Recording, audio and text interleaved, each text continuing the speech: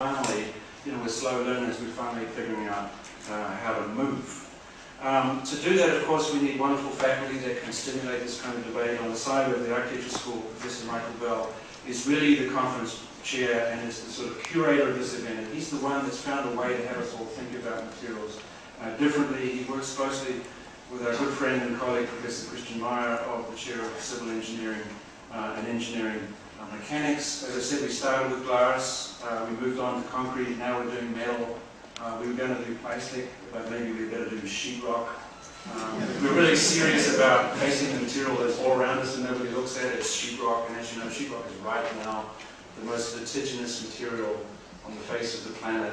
Literally, all of the houses in the United States are eating their own electrical wiring due to this sheetrock coming from somewhere else.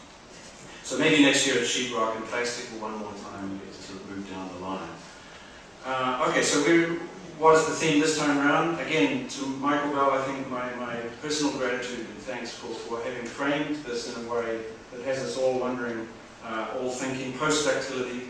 Ductility, of course, is the traditional limit of a material system. We are all trained to be a long way away from that limit. Architects don't know where the limit is, so often engineers have to point out where it is, and then everybody pulls back. So everybody's just a hell of a long way from the limit. The limit is sort of over there. It's a part of the beach you just don't go to. Of course, when engineers and architects start to dance together, the engineer starts to become the one who wants to kind of go closer to the limit, and the architect's saying, "Ooh, are you sure?" And new technologies, new analytical techniques, new fabrication techniques, and so on have changed even our perception of the limit. Limits multiply now.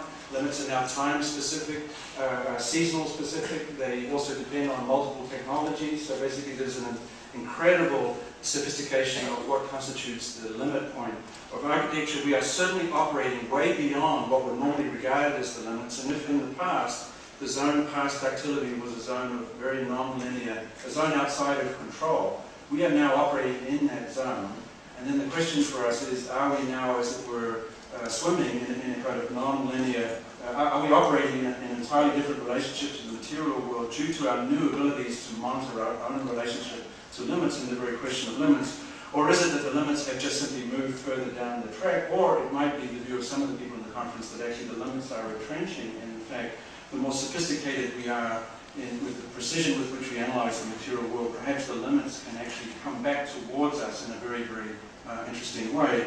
If you are working on questions of energy efficiency and sustainability and so on, that might be another way of describing what you're trying to do, which is to sort of pull the limit back towards what might be a doable normal practice and so on.